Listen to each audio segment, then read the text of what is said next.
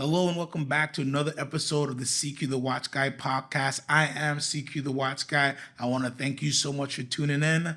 Another episode, another week down. Here we are. It's Friday, looking groovy. We are back inside in the Miami DavidSW headquarters. A little hot outside. Miami's being Miami right now. So back in the beautiful office here to talk some watches. You know, what's going on? Hope you are doing well. And thank you again for tuning in. And yeah, it's been a little bit of a light week news-wise when we're talking about just watch news going on out there. I actually must circle back. We talked about in last episode Arnold Schwarzenegger and his custom situation, and I guess what would that have? What would the impact be of that watch? Whatever the watch was, right? On the auction, like what would this be, like a extraordinary auction result because there's so many more eyes on it? So it turns out that the watch actually did hit a good number. So it ended up being a end of days Royal Oak offshore version, just similar to the one I showed in the last episode. Of course, this one seems to be even a little bit more special. No photos of that exact watch still I'm able to find. It's so interesting how this auction happened. So I think on the face it might look like a normal end of days, but on the back it might have a special engraving and be more limited than the already limited end of days. But that watch ended up hammering for $300,000. All went to a charity, so good cause. So awesome to see it get that result, and it just makes you wonder, how much hype was maybe created by that little situation and that little thing in customs with him with the watch. Because everywhere around the world, whether you're a Schwarzenegger fan or a watch fan, that kind of popped up on your news feed. So it's very interesting to see, what kind of impact that had on the watch. Anyways, it's for a good cause. So glad to see that it hit a good number. And that'd be interesting one to see exactly what that watch was and what is the variation to it to the normal end of days as well. But very, very cool ending to the story there. Glad everything worked out and nobody ended up in customs jail or anything like that. Beyond that, there's a little bit of watch news. So all the big brands or groups started reporting their earnings. So you had Swatch, Richemont, and LVMH today just announced their own earnings and performances for the past quarter. So overall, you can find articles and do a deeper dive. Overall, everything seems to be healthy. What I was looking for is basically a breakdown of the regions and see growth in regions, right? So most of the groups are doing well, anywhere from 4 to 8% in increase year to date. And as a whole, kind of what to be expected, on the primary market, everybody's loving watches. In the secondary market, everybody's loving watches. So there's volume. Interested to see Swatch. We got a nice tick up. I really want to know how much that has to do with the Moon Swatch releases. I do think that was a big revenue driver for them, and it'd be interesting if they'll ever release the details down to like the SKUs and stuff. What's like the best seller.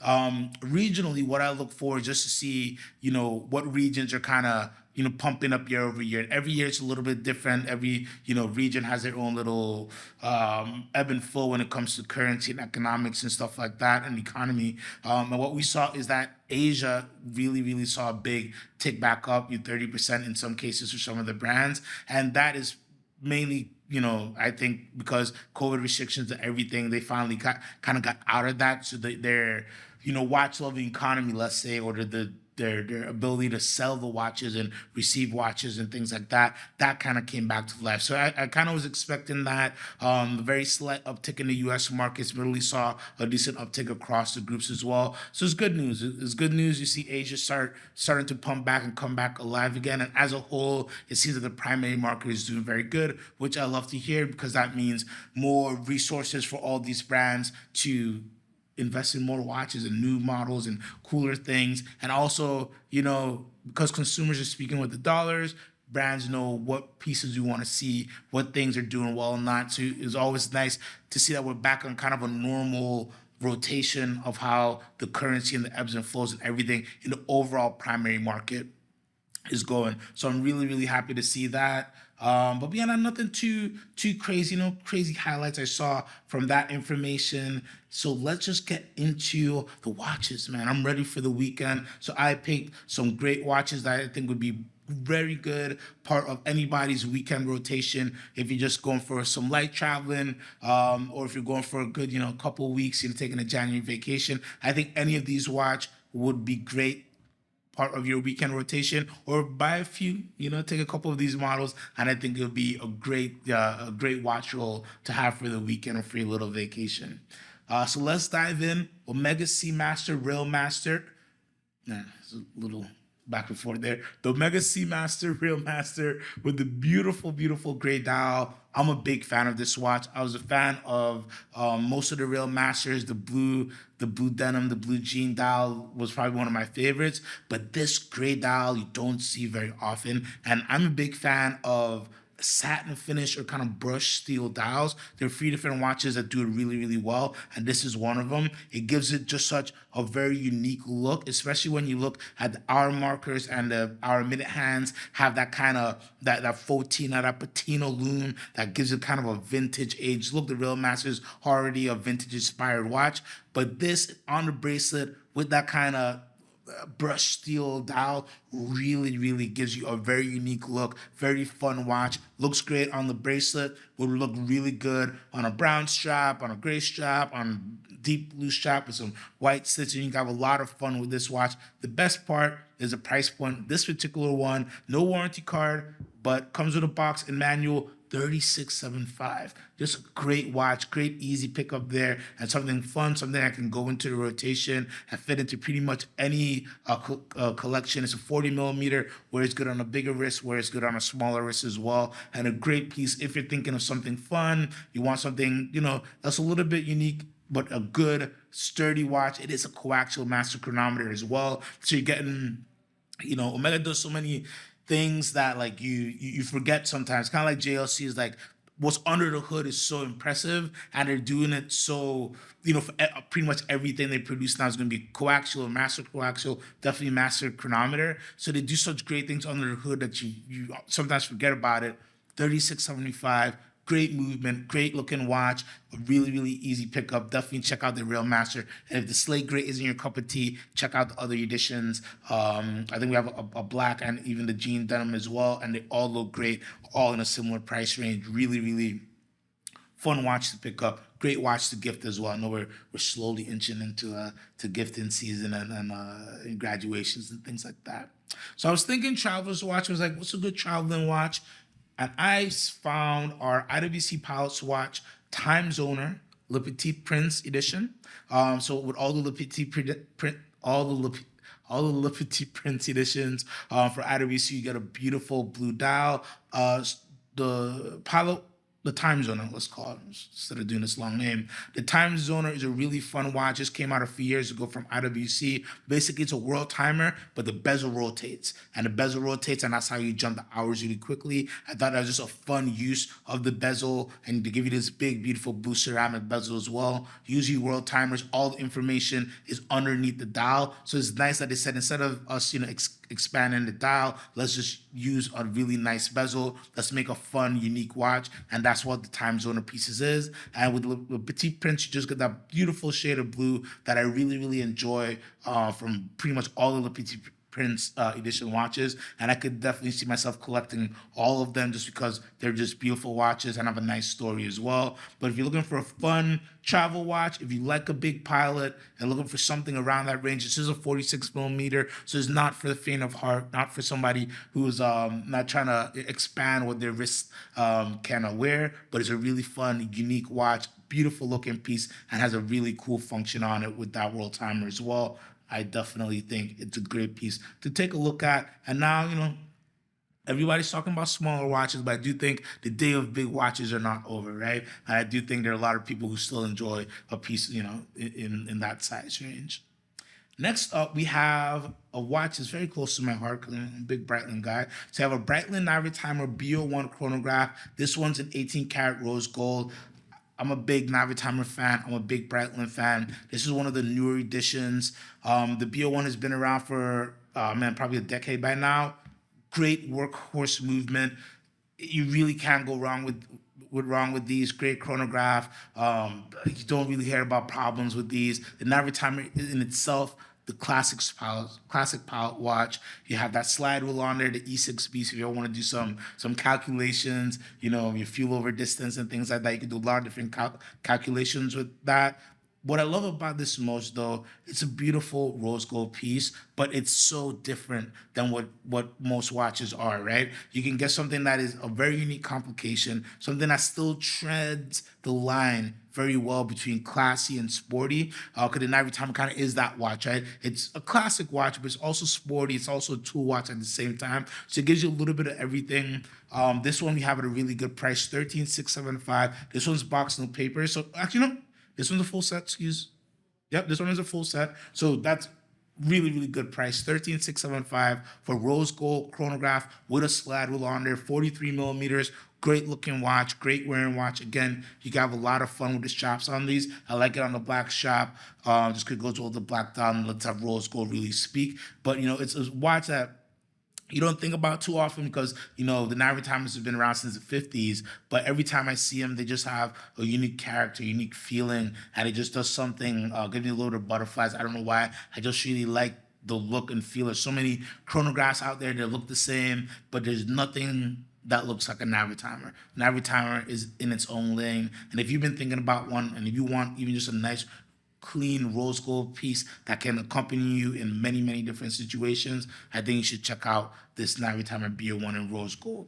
Really, really fun piece.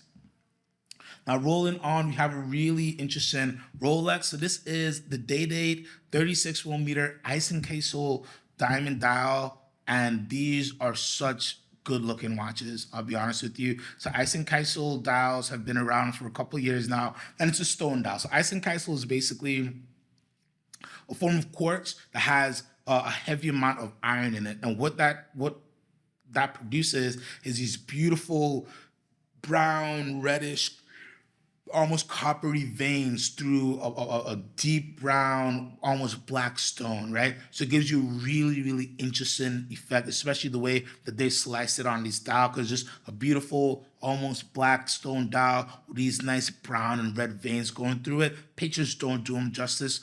Really, really beautiful looking watch, good looking piece. 36 millimeter at $45,875 also means it's under retail, right? These retail for about $48,000. You still see a lot of them above retail on the market. A great time to get a watch where, not that easy to get your hands on, but unique, cool stone dial. I think stone dials are very, very a good place to go right now because you just don't see them very often from many brands, especially in the modern era. We go vintage, there's tons of stone dials, but in the modern era, not too many stone dials are being made. So anytime you can get a nice, fun stone dial piece that's, in a modern formation, like a Day-Date 36, newer style, this one's from March 2022, I say go for it. And again, it is a stunner. So if you've been thinking about Day-Date, but been playing around with dials and like, I'm not sure if I want this dial or that dial, check out the Eisenkiesels. I think they're at a really, really good value right now, and nothing else looks remotely like them. So a really easy pick if you're in that realm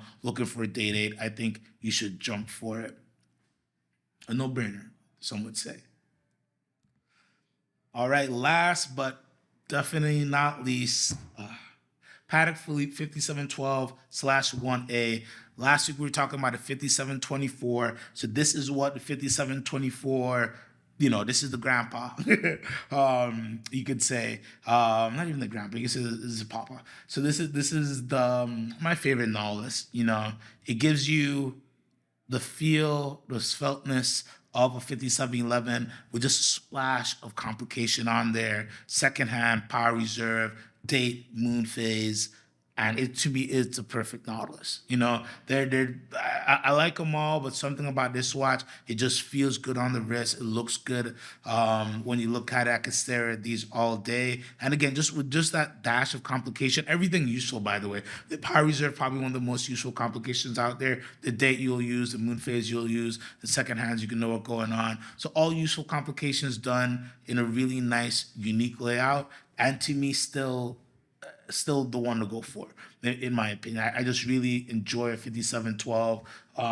From the beginning of my career till now, every time I see one, I need to take a couple of seconds and look at it, just because I think it's a very special watch, and it's worth all the money in my opinion. This one's a June 2019 in excellent condition for 105,875, and again, a great piece if you're looking to crown your collection. You're looking to get into that top end sports watch, but you don't want to go crazy on the complications, but you don't want something that's just a little bit time only. You want something that's a little bit, a little bit special, not overwhelming. I think the 5712/1A works really, really well in so many collections, and it's a great piece if you want to have like a really nice, solid cornerstone piece for your collection. Something you should definitely check out. Get it on the wrist. Once it's sized on your wrist the right way, I guarantee you it will feel great, it will look great, and you will struggle to take it off the wrist. That is what I say, and that is what I know when it comes to the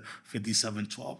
Anyways, I hope you have a great week. I want to thank you so much for tuning in. Please comment down below. Let me know any pieces that you're wearing for your weekend rotation. What's your favorite weekender watch? And comment any topics or questions you want me to answer on air. We'd love to do that. Make sure you check out the website, DavidSW.com. Hit the new arrivals tab, and you see all the cool pieces that we have going in, and they're going in and out fast. So many great pieces. So make sure you stay tuned there. I'm CQ the Watch Guy.